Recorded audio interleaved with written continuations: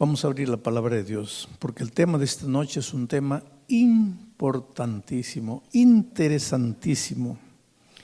Capítulo 3 de Filipenses, mañana voy a volver al capítulo 2. Pero esta noche capítulo 3, versículo 12 hasta el 15, dice así. Miren, ¿quién está hablando? Es Pablo, el gigante del Evangelio, ¿no? El fundador de iglesias, el hombre extraordinario. El hombre que cuando llegó al fin de sus días dijo, he peleado la buena batalla, he acabado la carrera, he guardado la fe. Bueno, ese hombre, ahora en el capítulo 3, versículo 12 dice, no que lo haya alcanzado ya, ni que ya sea perfecto, sino que prosigo para ver si logro asir, si logro alcanzar aquello para lo cual fui también alcanzado por Cristo Jesús. Hermanos, yo mismo no pretendo haberlo ya alcanzado. ¿De qué está hablando Pablo? De la perfección. Dice, yo no soy perfecto, yo todavía no he alcanzado la perfección. Y el versículo 13 dice, hermanos, yo mismo no pretendo haberlo ya alcanzado, pero una cosa hago, olvidándome ciertamente de lo que queda atrás y extendiéndome hacia lo que está delante, prosigo a la meta, al premio del supremo llamamiento de Dios en Cristo Jesús. Y el versículo 15 dice, así que todos los que ya somos perfectos, esto mismo sintamos. Ahora, una de las cosas tristes que nosotros hacemos es que leemos la Biblia sin pensar. Y leer la Biblia sin pensar, leer por leer, especialmente hay algunos hermanos que dicen, voy a leer toda la Biblia este año. Y ahí leen, llegan en la noche cansados, no entienden nada, están cayendo de sueño, porque tienen que acabar la Biblia. No, el objetivo no es leer la Biblia toda. El objetivo es agarra cada versículo y piensa. ¿Qué es lo que Dios te está queriendo? No, leer, eso no te ayuda mucho. Piensa, medita, raciocina en cada versículo. Porque la lectura de la Biblia es como la comida. Dicen los especialistas que cada bocado hay que masticar 38 veces. Yo no sé si tú haces eso. Y yo por lo menos no. No tengo paciencia para estar en cada bocado 38 veces. Imagínate cuánto tiempo me voy a sentar en la mesa para cada bocado 38 masticás. Pero los especialistas dicen que debe ser así. ¿Por qué? ¿Por qué crees que Dios nos ha dado saliva? La maravilla del cuerpo humano es que todo lo que tenemos en el cuerpo tiene un sentido, un propósito. Hasta un cabellito tiene un propósito. La saliva, ¿para qué es la saliva? ¿Para escupir? No. La saliva es para que cuando tú colocas el bolo alimenticio y comienzas a masticar, por eso dicen los médicos que hay que masticar bien. La comida se mezcla con la saliva. ¿Y para qué eso? Para que facilite la función digestiva. Y si comes tragando como el gallo, ahí, eso no te hace bien. Entonces tienes que masticar bien. Entonces el estudio de la palabra es igualito. Tú no puedes leer, no. Tienes que tomar cada versículo y masticar, raciocinar, pensar, ¿qué es lo que Dios me está queriendo decir? Ahora, si tú lees pensando estos textos del 12 al 15, te vas a dar cuenta de una cosa. En los versículos 12 y 13, Pablo dice, hermanos, yo todavía no soy perfecto. La perfección es algo hacia lo cual yo estoy caminando, todavía estoy yendo, yo no he alcanzado. Pero en el versículo 15 dice, ya soy perfecto. Ahora, si Pablo estuviera vivo, yo le diría, ven Pablo, explica un poco. ¿Eres perfecto o no eres perfecto? Porque en el versículo 12 y 13 dice que todavía no eres. Y en el versículo 15 dice que ya eres. Pues Pablo, por favor, defínete. ¿Eres o no eres? Y la respuesta de Pablo sería, yo soy, pero todavía no soy. ¿Pero cómo es eso? Pues eso es así. Soy perfecto, pero todavía no soy perfecto. El problema, ¿sabes qué pasa? En nuestra iglesia, como iglesia mundial, hay algunos hermanos que agarran el versículo 12 y 13 y dicen así, en esta tierra no se puede ser perfecto. Porque Pablo mismo dijo que no es perfecto todavía. Y otros hermanos agarran el versículo 15 y dicen, en esta tierra sí se puede ser perfecto, porque Pablo dice, nosotros los que ya somos perfectos. Ahora, si tú vas al espíritu de profecía, vas a encontrar muchas citas que dicen que no te atrevas a decir que ya eres perfecto. Y vas a encontrar otras citas que te dicen que ya eres perfecto. Ahí pues la iglesia se queda confundida, porque hay los que dicen que sí y los que dicen que no. Pero en la palabra de Dios no hay contradicción. La palabra de Dios es una unidad de armonía extraordinaria. Hay una explicación para esto. Y para explicarte, nada mejor que una ilustración, y te voy a hacer una ilustración. Yo tengo 4 hijos. Cuando mi esposa estaba esperando al segundo, nosotros trabajábamos en la selva, éramos misioneros en la selva. Pero para llegar a mi distrito, teníamos primero que viajar 10 horas de ómnibus. Ahí llegábamos a esa ciudad, ya no había ómnibus. Ahí tomábamos un camión de verdad, de carga. Y viajábamos unas otras 5 o 6 horas hasta otro pueblecito chico. Ahí ya se acababa la carretera. Ahí teníamos que agarrar una canoa y viajar por el río hasta llegar a la sede de nuestro distrito. Ahí no había agua, no había luz eléctrica, no había desagüe, no había nada. Nosotros teníamos que bañarnos en el río, caminábamos unos 100 metros hasta el río. Cuando volvíamos a la casa ya estábamos sudados de nuevo. Era una tragedia, pero estábamos sirviendo a Dios y lo hacíamos felices. Y mi esposa quedó embarazada de mi segundo hijo ahí.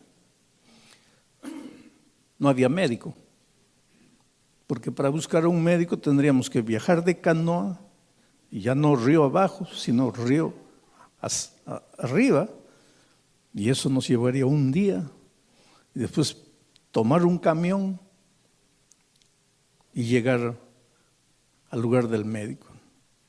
Entonces, era difícil, las circunstancias eran difíciles, y ahí mi esposa, mientras estaba embarazada, contrajo una enfermedad llamada rubeola. Y nosotros no sabíamos, pero cuando salimos a consultar con un médico, ya mi esposa estaba como con 6 meses de embarazo. Y en el histórico, pues le dijo al médico que había contraído rubeola. Y el médico nos dijo a los dos, miren, yo les aconsejo que ese niño no nazca. Porque si él nace va a tener serias consecuencias, serios problemas. Yo les estoy hablando de décadas atrás, no les estoy hablando de ayer. Hoy día la ciencia ha crecido, ha progresado. Hoy día a los 15 días, 3 semanas ya sabes el sexo del niño, de todo. En esos tiempos no, eran otros tiempos, que tal vez hoy día tú no tienes capacidad de entender lo que eran esos tiempos y en el lugar donde yo trabajaba. Entonces el médico dijo, bueno, ese niño no puede nacer. Por el bien de ustedes, no debe nacer. Y ahí yo entendí lo que es el amor de la madre, ¿sabes? Porque mi esposa instintivamente se agarró el vientre y le dijo al médico, mi hijo va a nacer.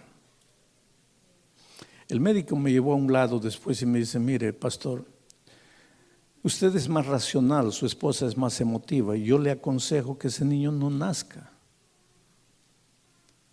porque va a ser un problema para ustedes. Van a cargar una cruz el resto de la vida, cuando pueden resolver ese problema ahora.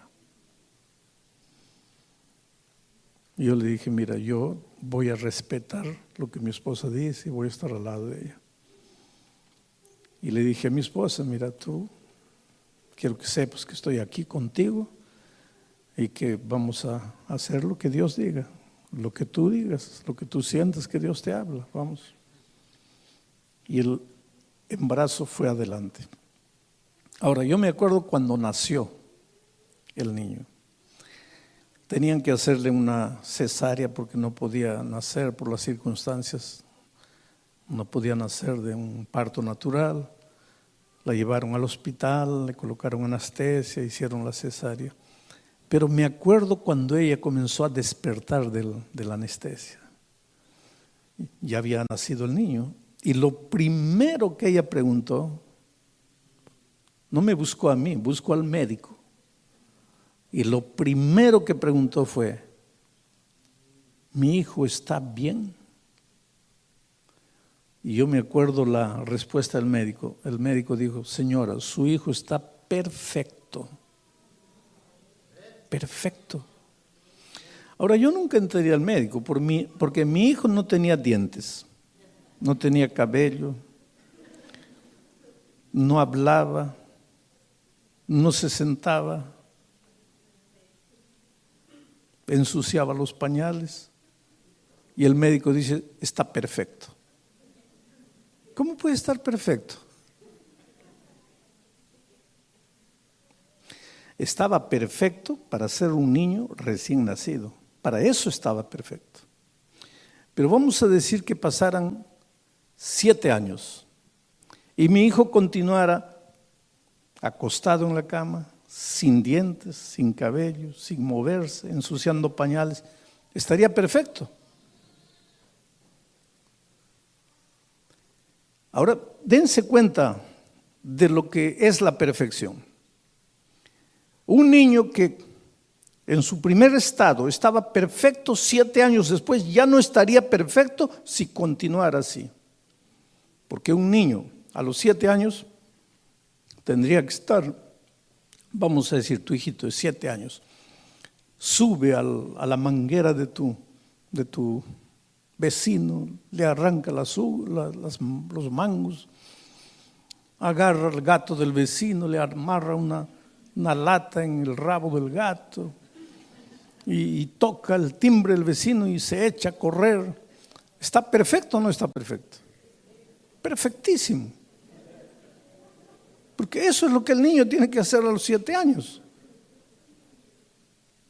A veces tú te molestas, querido, tú moléstate si tu hijo no se mueve. Pero si tu hijo se mueve a los 7 años, levanta las manos al cielo y agradece. Porque hay muchos niños que no se pueden mover. Claro que tienes que orientarlo, no puedes dejarlo que haga lo que quiera, pero deja que viva. Pero vamos a decir que pasan 20 años.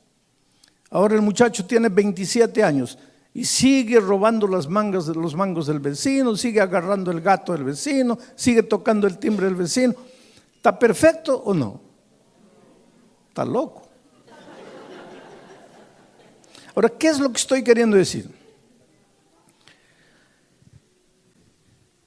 A los 2 días de nacido estaba perfecto, pero no andaba, no se movía, ensuciaba pañales. A los 7 años estaba perfecto, pero ya andaba, ya se movía, ya correteaba, ya hacía travesuras. A los 27 años sigue perfecto, pero ya no hace travesuras, ya no corretea, ya es un hombre equilibrado y maduro. Pero es perfecto aquí, era perfecto aquí y era perfecto aquí.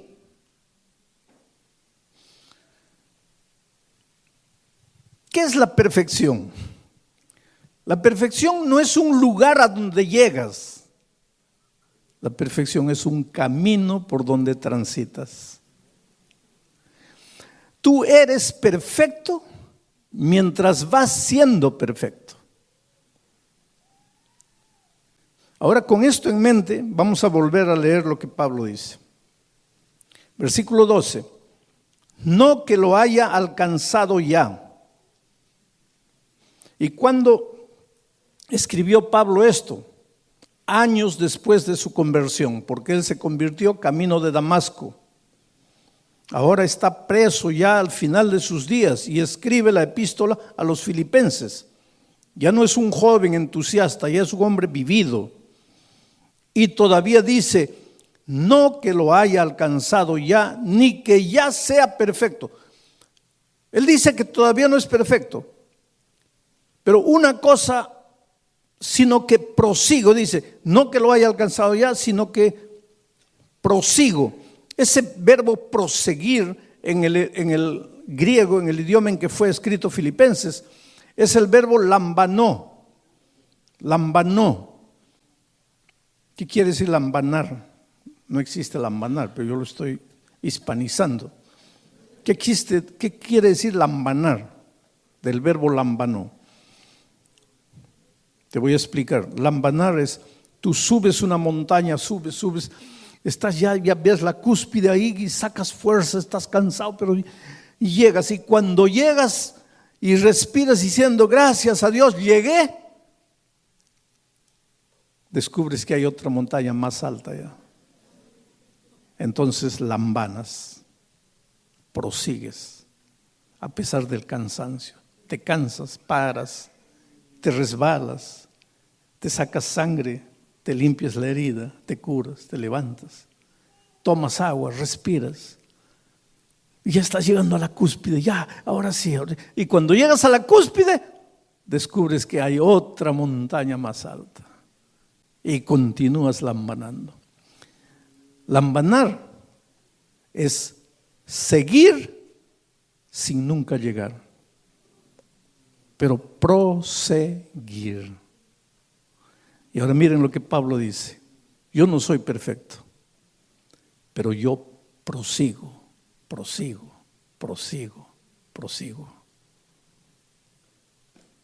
Y una cosa hago, me olvido de lo que queda atrás. Me olvido de mis errores, me olvido de mis tragedias y miro hacia adelante. Mi ideal es Cristo, no son los hombres. No miro a los hombres, no miro al pastor, no miro al anciano, no miro al diácono, no miro al que me saludó o no me saludó, no miro al hipócrita, no miro al que es bueno con los otros y no es bueno conmigo. No miro a nadie, miro a Cristo y avanzo.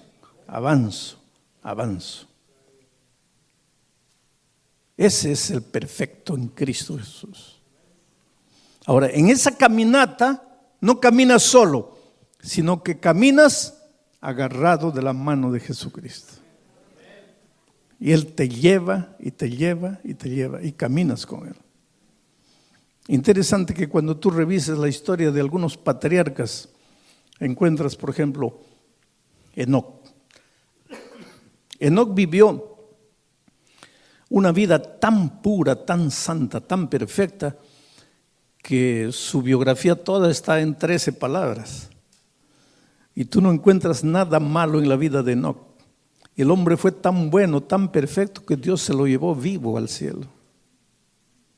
Y dice así: Enoc anduvo con Dios y Dios se lo llevó. Enoc anduvo por Dios. ¿Por qué Dios se lo llevó? Porque era perfecto. ¿Y por qué era perfecto? Porque andaba con Dios. ¿Te acuerdas de Noé? Noé, Génesis dice, Noé era un hombre justo e íntegro entre sus contemporáneos. Noé andaba con Dios. Ahora yo te hago una pregunta. ¿Alguno de ustedes se ha emborrachado en la vida? Yo supongo que sí, no levanten la mano. Pero ¿alguno de ustedes se ha emborrachado así, se ha emborrachado de quedarse en el suelo, caído, los perros orinándolo ahí, botado en el suelo, desnudo, haciendo un escándalo en la calle. ¿Alguno de ustedes hizo eso? Yo creo que no. Pues Noé hizo. ¿Y qué dice la Biblia? Noé era un hombre justo e íntegro entre sus contemporáneos. Claro que en el momento que estaba borracho, él no era justo. Porque en el momento que estaba borracho, él había soltado la mano de Jesucristo. Pero lo maravilloso es que él se levantó y siguió caminando. Y se vuelve, a pesar de su pasado, se olvida de lo que queda atrás, se proyecta para lo que está delante y es un hombre perfecto. Un día Dios miró a David y dice: este hombre David es el hombre conforme a mi corazón. David. El pecado terrible de David no fue el adulterio. Asesino, intriga política, un traicionero,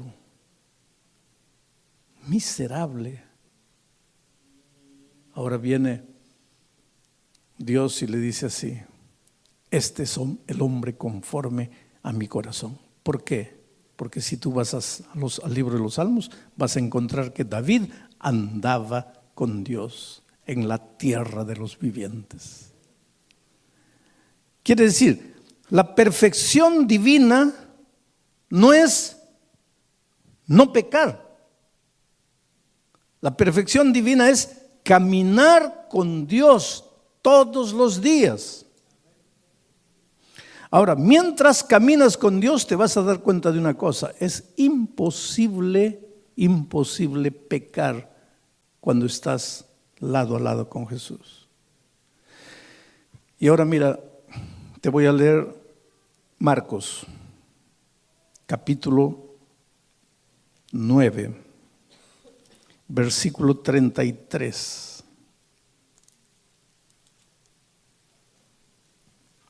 Marcos 9, 33. Dice así: y llegó Jesús a Capernaum, y cuando estuvo en casa, les preguntó a sus discípulos: ¿qué disputabais entre vosotros en el camino?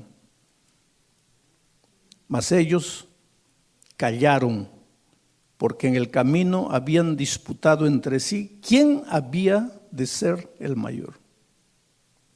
Vamos a entender lo que Jesús está diciendo aquí. Los discípulos tenían un problema, un pecado escondido. Su pecado no era tan simple como homosexualismo, adulterio, pornografía, nada de eso. Su pecado era peor. Su pecado era el padre de todos los pecados. El pecado de los discípulos era el pecado de Lucifer en el cielo. Querer ocupar el trono de Dios. La sed de poder. La sed de poder. Solo que nosotros tenemos otra escala de valores. Y te voy a hacer un ejemplo. En una junta de iglesia, cuando están nombrando a los ancianos del próximo año, vamos a decir que no tienen candidatos, solo tienen Pedro y Juan, y no saben quién, Pedro o Juan. Ninguno es el ideal, pero pues tienen que nombrar a alguien y no saben qué hacer. Pedro y Juan, Juan y Pedro, Pedro y Juan, Juan y Pedro. Ahí alguien dice: bueno, Juan es un poquito orgulloso, pero pues no hay otro. Vamos, yo propongo a Juan. Ahora, ¿cómo sería si alguien dijera: bueno, Juan es un poquito homosexual, pero está bien? Ah, no, eso no se puede. No. Es un poquito adúltero, pero está bien. ¿Tú te das cuenta de la escala de valores que nosotros tenemos con relación al pecado? Porque para nosotros, robo, adulterio, pornografía, qué pecados horribles. Son pecados, yo no niego, son pecados. Todo pecado es horrible a los ojos de Dios.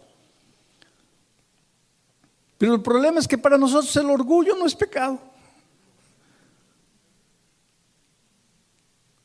Yo una vez me acuerdo de un anciano parecía bueno, digo, porque todos pensaban que era lindo, bueno, maravilloso. Pero todos los años anciano. Entonces llegó un pastor joven y dijo, mira, están a hora de renovar. No es bueno que un solo hombre esté todos los años de primer anciano. Y nombraron a otro anciano. Entonces cuando el secretario fue a comunicarle a él la noticia de que había sido nombrado este año jefe de diáconos, él lo miró y dice, sí, diácono, yo, diácono. ¿Quién se han creído ustedes? Llévense su cargo. Y nadie lo disciplinó, porque por orgullo no se disciplina, pero por adulterio sí. Entonces te das cuenta la escala de valores que nosotros tenemos de lo que es pecado. Y los discípulos tenían pues el peor de los pecados como problema, eran orgullosos, querían cargo. Pero ellos descubrieron una cosa, que al lado de Jesús no se puede pecar. Esto es lo que todos tenemos que aprender en la vida, hermanos. Tú agarrado de Jesús no pecas. Para pecar hay que soltar la mano a Jesús, eso no hay otro camino. Y entonces ellos se daban cuenta, estaban yendo a Capernaum, caminando juntos con Jesús, no podían practicar el pecado. Pero a veces el deseo de practicar el pecado del orgullo era tan grande, pero al lado de Jesús era imposible, porque al lado de Jesús no se puede pecar. ¿Por qué? La Biblia dice, ¿qué comunión hay entre la luz y las tinieblas, entre la justicia y la injusticia, entre Cristo y Satanás? No hay comunión. Entonces, si tú estás agarrado de Jesucristo, no caes en el pecado. Pero ellos querían practicar el pecado. Y hay momentos en nuestra vida así que el deseo pecaminoso es tan grande. Ahí tenemos que separarnos de Jesús. Y ellos se quedaron para atrás. Y dejaron que Jesús se fuera para adelante. Y yo supongo que Jesús miró. Y ellos se estaban quedando. Y Él comenzó a andar más despacio para ver si lo alcanzaban. Y ellos andaban más despacio todavía. Entonces ya Él se fue a Capernaum y ellos fueron atrás, pero atrás hablando, pues ¿quién va a ser el candidato? A ver, ¿quién? Y cuando llegan a la casa en Capernaum, dice el texto, Jesús los reunió en la casa y les preguntó qué cosa. ¿Qué hablaban ustedes mientras veníamos en el camino? Y ellos se quedaron calladitos. ¿Por qué? Porque en el camino habían practicado el pecado del orgullo. Entonces, ¿cuál es la lección? Perfección es caminar con Jesucristo. Y cuando tú caminas con Jesucristo, cuando tú no sueltas la mano de Jesucristo, no caes. Para caer, primero hay que soltar la mano de Jesucristo. Entonces, nuestra lucha, y ese es el tema de mañana, nuestra lucha no es para no pecar. Nuestra lucha es para no soltar el brazo poderoso de Jesucristo. ¿Y en qué consiste agarrarse a Jesucristo? Ese es mi tema del viernes. Pero si tú aprendes en la vida a no soltar el brazo poderoso de Jesucristo, no caes. Porque antes de caer, primero hay que soltar a Jesucristo. El problema es que cuando llega el momento de la tentación, ¿qué Jesús? Ni te acuerdas de Jesús. Tú comienzas a concentrar tu fuerza en ti. No voy a caer, no voy a caer, no voy a caer. Y aunque no caigas, si tu victoria fue por tu fuerza y voluntad, es trapo de inmundicia. No es la victoria de Jesús, fue tu victoria. Un ateo que no cree en Dios puede ser fiel a su esposa toda la vida, ¿sí o no? Entonces, ¿para qué necesitas de Dios? Pues es que vivir una vida correcta sin Cristo es moralismo. El moralismo no es cristianismo. Nosotros tenemos que aprender a vivir vidas correctas, pero en Cristo y con Cristo. no como fruto de nuestra fuerza de voluntad. Nuestro gran desafío en la vida es aprender a caminar con Jesucristo. Y ahora te voy a contar una experiencia para probarte cómo esto funciona en la vida diaria. Cuando yo era pastor de iglesia hace muchos años, porque yo infelizmente fui pastor de iglesia solamente 5 años. Digo infelizmente porque no hay trabajo más sublime que el pastorear una iglesia. Son los años que más aprendí y más aprendí a depender de Dios. Pero infelizmente pues la iglesia me fue llevando por otros caminos y solo fui pastor de iglesia los primeros 5 años de mi vida. Pero yo trabajaba ahí en la selva donde les digo, y tenía 35 congregaciones esparcidas por la selva. Había una ciudad a unas 10, 12 horas de camino por la selva que se llamaba La Florida. Era una colonia pequeña, no eran indios, no eran nativos, eran colonos, plantadores de café. Pero teníamos un grupito ahí, un grupito pequeño. Y lo curioso es que solo había un hermano capaz de predicar y capaz de organizar y dirigir. Quiere decir, si ese hermano no existiera, no habría cómo llevar adelante esa pequeña congregación. Porque él era el único que predicaba. Todos los días que había culto, el único predicador era él. Los otros no sabían predicar. Y el único que sabía coordinar, sabía dirigir, era él. Solo que este hermano tenía un problema, era un pobre borrachín. Entonces cada vez que yo llegaba, los hermanos corrían a contarme la noticia. Pastor, se ha emborrachado de nuevo. Y este pobrecito no era de los que se emborracha y nadie se da cuenta que se ha emborrachado, sino de esos que caían en el suelo. Y hay un dicho que dice, pueblo pequeño, infierno grande. Lógicamente, en el pueblo todos sabían que se había emborrachado porque el tipo caía en el suelo. La familia tenía que venir, recogerlo, cargarlo borracho a la casa. Y lo peor, como era el único que predicaba, el pueblo pensaba que él era el pastor de la iglesia. Entonces decía, mira el pastor de los adventistas. Un testimonio pésimo, ¿no? Entonces cada vez que yo llegaba, los hermanos corrían, pastor, tiene que sacarlo. Digo, está bien. ¿Tú vas a dirigir? No, yo no. Tú no. Entonces, ¿quién va a dirigir? ¿Sabe que hubo un momento en que yo tenía un dilema? O dejaba un borracho dirigiendo el grupo o cerraba el grupo. ¿Qué harías tú? Pues yo me arrodillé y dije, pues Dios mío, si un día un burro predicó, ¿por qué un borracho no puede predicar? Y lo dejé al pobre borracho. Pero él mismo no quería, él decía, no, pastor, yo traigo vergüenza a la iglesia, no. Pero decía, pues no hay nadie más, solo tú. Pero pastor, es que no puedo, pastor. No, tienes que seguir.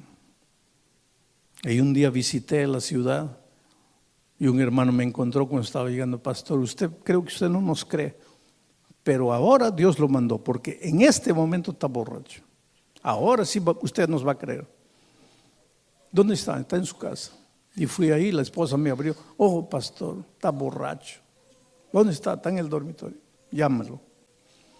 Y sale el borracho. Y realmente estaba borracho, que no podía pararse en pie. Y cuando me vio, pues vino todo hablador. Él era calladito, pero ahí borracho hablador, ¿no? Y viene, oh, pastor, ¿cómo está? Y llega a mí y saca la correa.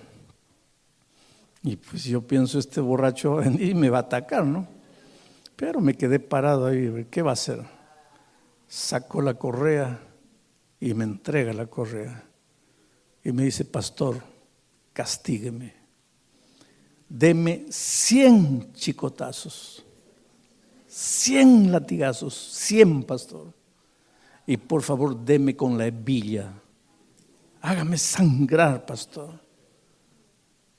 Y llorando ese pobre hombre me dice, pastor, a ver si así sangrando, a ver si con dolor aprendo a no beber. Pero digo, hijo, ¿pero por qué? ¿Qué tiene la bebida? No sé, pastor.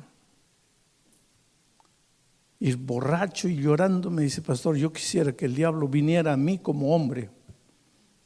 Si viniera como hombre, yo le iba a dar una zurra que nunca más iba a volver. Pero este maldito diablo cuando viene, no viene como hombre. Se mete en una botella de aguardiente y ahí yo estoy perdido, pastor. Bueno, le dije, duerme. Vamos a hablar cuando estés mejor.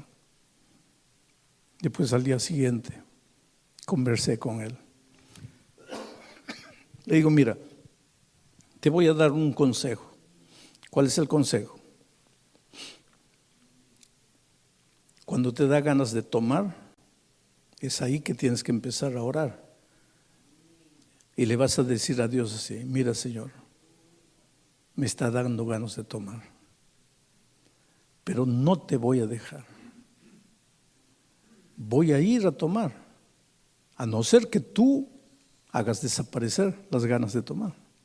Pero si tú no haces desaparecer las ganas de tomar, yo voy a ir a tomar. Pero no te voy a dejar.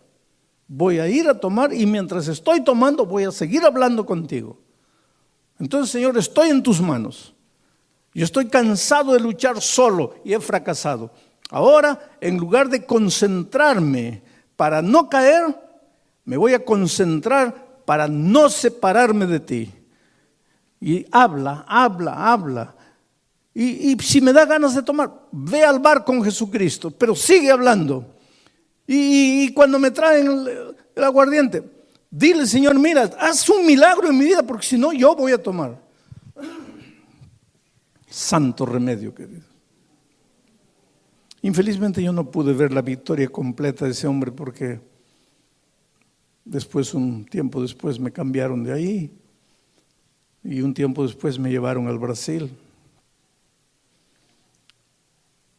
Pero hace unos pocos años atrás yo estaba predicando en la iglesia de mi familia ahí en Ñaña, cerca de nuestra universidad. Y un hombre barbudo me abraza y comienza a llorar emocionado. Y me dice, pastor, ¿usted no se acuerda de mí? ¿No? Digo, mira, no sé. No, creo que no me acuerdo. Me dice, tal vez por la barba, pastor. Es que me han salido un problema en el rostro, entonces he dejado crecer la barba. Pero yo soy aquel borracho que dirigía el grupo La Florida, ¿se acuerda? Le digo, claro que me acuerdo de ti. ¿Y cómo vas? Hace años, pastor, yo he vencido completamente la bebida. ¿Y cómo venciste? Me dice, ¿cómo vencí? ¿Usted no se acuerda de la receta que me dio? Yo fui, pastor, así. Ya estaba con el aguardiente en la mesa, pero no cortaba la comunión con Cristo y le seguía diciendo, Señor, mira, si tú no haces y de repente desapareció las ganas de tomar. Hoy día entendí el secreto de la victoria. Ahora es interesante que en la epístola de Pablo a los Filipenses, en el capítulo 1, en el versículo 21, miren lo que dice, porque Pablo también aprendió el secreto. ¿Se acuerdan que Pablo en Romanos 7 dice, no entiendo mi manera de ser porque quiero servir a Dios, pero no puedo porque me voy para el otro lado, que no sé qué hacer, miserable hombre de mí? Ahora escribiendo a los Filipenses, ya está un hombre victorioso, pero todavía dice, no he alcanzado, estoy siguiendo, pero él dice así, porque para mí el vivir es Cristo y el morir es ganancia. Ahí estaba el secreto de Pablo. Mi vida es Jesús. Mi vida es Jesús. Si yo lo suelto, no soy nada. Entonces me agarro de él. Si tú estás luchando con algo en tu vida, querido, y no importa lo que sea, sigue el consejo que siguió este borrachito. Por más que la tentación sea dura, grande, dile: Señor, mira, yo no puedo. Pero hasta el pecado voy a ir contigo. Pero en ese camino tú vas a ver lo que va a suceder en tu vida. De repente, y ya eres victorioso. Solo que esa victoria no es tuya. Esa victoria es de Jesús. Esa justicia no es tuya, porque tu justicia es trapo de inmundicia. Esa justicia es la justicia de Cristo. Eso es lo que Pablo dice cuando dice: ya no vivo yo, Cristo vive en mí. El día que tú descubras, el día que tú logres hacer de Jesucristo el Señor de tu vida, el día que tú te despiertes y pienses: Jesucristo. Y cuando llega la hora de comer, Jesucristo. Y cuando llega la hora de dormir, Jesucristo.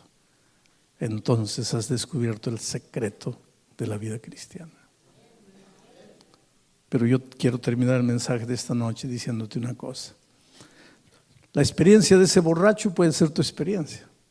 Tal vez tú no eres como él, no eres un borracho perdido, acabado, que cae en el suelo. Pero si tú eres un ser humano como yo, debes tener tendencias que no te dejan ser feliz. Y muchas veces debes caer aunque nadie conozca y nadie sepa. Pero Dios te ama y Pablo te dice: yo también, como tú, fallé muchas veces, pero me olvidaba de lo que queda atrás.